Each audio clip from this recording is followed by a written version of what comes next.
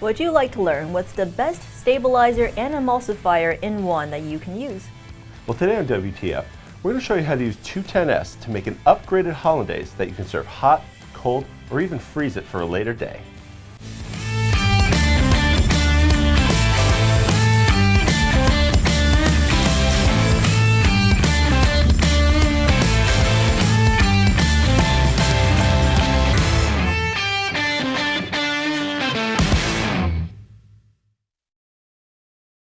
Hello and welcome to WTF, where we transform food here in the Modernist Pantry Test Kitchen. I'm Chef Scott Guerin. And I'm Janie Wang, one of the owners of Modernist Pantry.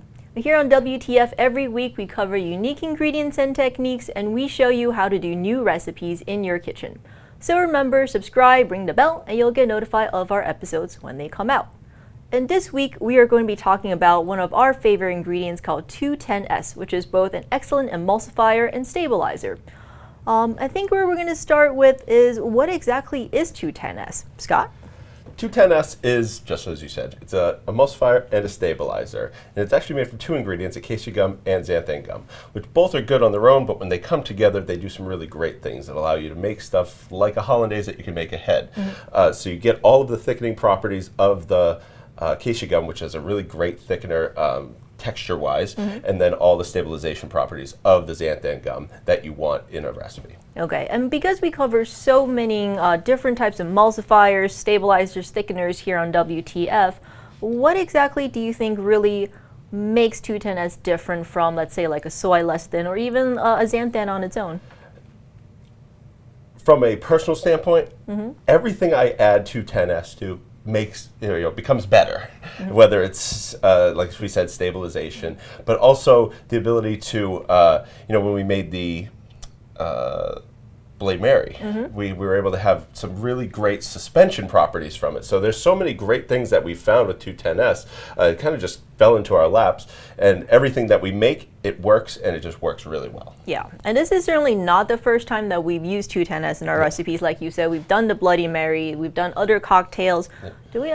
We think we even have done like sodas. Like a shelf-stable Beurre Blanc, like also, sodas was just acacia gum, but still, like if you wanted to add some 210S, in a smaller quantity, you probably could add it to a soda. Like there's nothing that you can't add this to. Yeah, and we've done salad dressings. You can find all these recipes up on our blog. But today we wanted to do something a little bit different with 210S to really showcase how versatile and powerful it is. And I know you just mentioned we are doing a Make Ahead Hollandaise. And I know when you kind of talked about the idea, you were super excited. I was like, it's a hollandaise. What's so exciting about that? No, this is exciting. Yeah. So can you explain why you're so excited about this hollandaise sauce? Hollandaise is volatile. You make it and it's broken within a few hours. And unless you have certain tricks that you have to do, you're going to end up breaking it. Also, it's made in small portions, so you can only make a certain amount of hollandaise because you don't want to have to throw it away, because there's no way to store it. You can't make it a day ahead of time until you make it the way we made it. Okay. So we're able to make it a day ahead of time. We don't have to use any heat other than just to melt the butter. And we can then take, a half a gallon of hollandaise, put it into the refrigerator, pull it when we need it, heat it to 140 degrees, and then we have hollandaise indefinitely.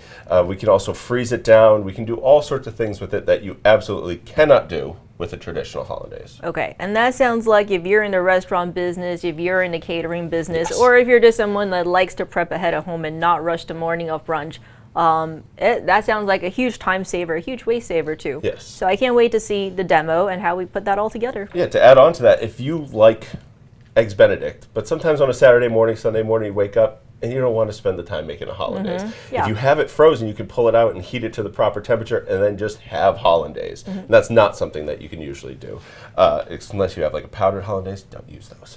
But you can use this recipe. So we're just going to get right into the demo. I'm going to start with water, and we're actually going to be using powdered egg yolks here. So the powdered egg yolks, the reason why I'm doing this is because we are going to be holding this for periods of time. So the powdered egg yolks are going to they're pasteurized, so they're going to allow this to stay, safe for longer. You'll notice that all the ingredients in here are the same ingredients that you'd find in a hollandaise sauce. So salt, nothing different other than 210S. Pinch of cayenne, lemon juice, You can substitute it for champagne vinegar. Some people like that in their hollandaise, but I like lemon juice. And then 210S. Okay. Okay, and no heating required. No heating required. The only thing that, like I said, we have to heat is the butter because we are making an emulsion. And I want it to be a little bit warm because it is going into room temperature water, and I don't want the butter to set up before the emulsion is made. Okay. So this needs to stay warm. So basically, I'm just going to turn this on and emulsify it in just like I normally would, like a mayonnaise. But you don't make mayonnaise with butter because it'll solidify and you won't be able to use it, and it'll break extremely easily. So let's turn this on. Power it up. So I'm just going to let the 210S hydrate in here for a little bit. You'll see it slightly thicken up. It won't splash as much, and then we can go into adding in our butter. You'll notice that I didn't separate out any of the milk solids. Yes. I don't think you need to you need to do that for this. I don't do it in my hollandaise. I know it's kind of sacrilege, but it's absolutely fine to not waste 2 tablespoons of flavor that go into your recipe. So I'm just going to mix this right in, and that's also why you'll notice a slightly lighter color in this hollandaise. Okay. And one of the things that we kind of really, I really mentioned was that it's nice to be able to make this ahead and to hold it, but can you still heat it above 140 and still keep it together? Yeah, so the highest you can heat it is about 150, which is the same with any egg product, really. Okay. But after that, you're going to start getting a little bit of coagulation of the proteins, and that's going to happen. It's going to separate around there. But if you're going to be heating it, let's say you are heating up about a half a gallon of hollandaise, you can take that and then place it directly into coffee carafes, and then be able to pour it directly out of there. So it's very, very easy to use. Once you have it at that 140, it'll stay great for hours. Okay, so Scotch is going to finish emulsifying it, and we'll be right back.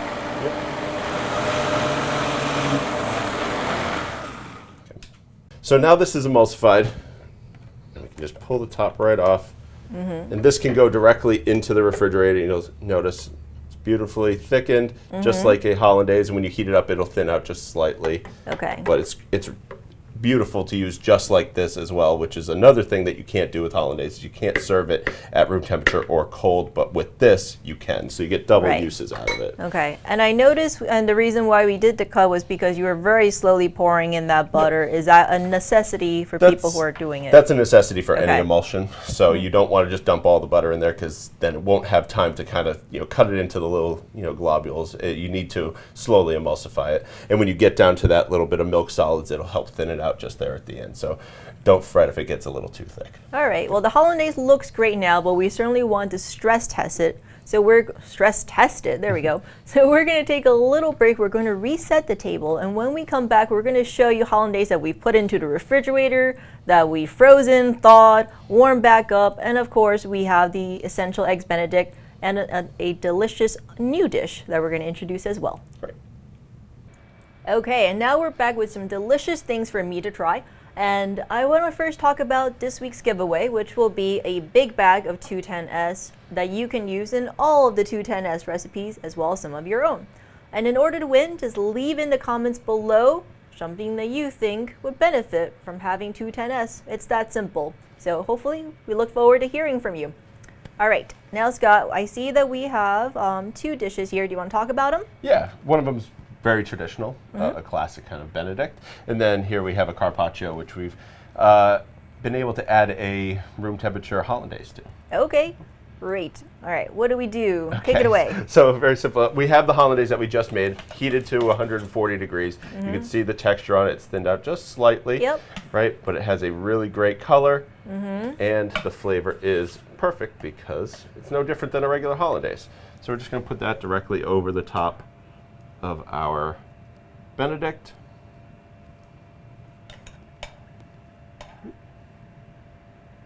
Ooh. A little garnish, nothing too fancy. Some chive batons right on the top. And Janie, if you want to, when this is done, you can just break one of those open and see how perfect it is. Okay. Because it's a Benedict. All right. You don't have to tell people that you did your hollandaise any different because it's just hollandaise. It is. All right. So we got my eggs. Perfect. Oh, I love eggs like this. It has nothing to do with the 210S, but I just like my eggs like that. Ooh, and remember, you can use any ham for Benedict. It doesn't have to just be, a store-bought American ham. You can use any ham for it, and we chose a little bit of Copa here, which is awesome. This is super good. Now, when you were adding the 210S, how much total of the recipe was that approximately? So you can add 210S in a kind of a different, like a varying degree. So obviously the less you add, the less thickness you're going to get out of it. So we went for a very low range with this recipe. Okay. We went around 0.5 to 1%. So that's a great place to start when you're doing 210S. You can go all the way up to 2-3% if you needed to for whatever it is that you're emulsifying and whatever thickness you want. But for this, I just need to stabilize it and keep it together. That's all I really need to worry about. Yeah, I was just about to say, it doesn't feel like the texture of the Hollandaise changed at all, but if you accidentally add too much, you might find that it did. Yes. All right, and what was the new Carpaccio dish? Great, so the Carpaccio dish is just a beef Carpaccio, so we took beef tenderloin and we went with a higher grade, we went with a prime, so there's a little bit of fat that's mixed into it. Then we also took lobster, we cooked lobster tails, we sliced them up very thinly, we pounded them out, but before we did that, we mixed a little bit of the cold Hollandaise into it as a binder. Oh, right? interesting. So we took that, we made a sheet of it, and we were able to punch them out so they're actually in that lobster as well, so you get a big rich flavor from it, and lobster goes great with Hollandaise, so can't complain about that. So we're going to plate this up,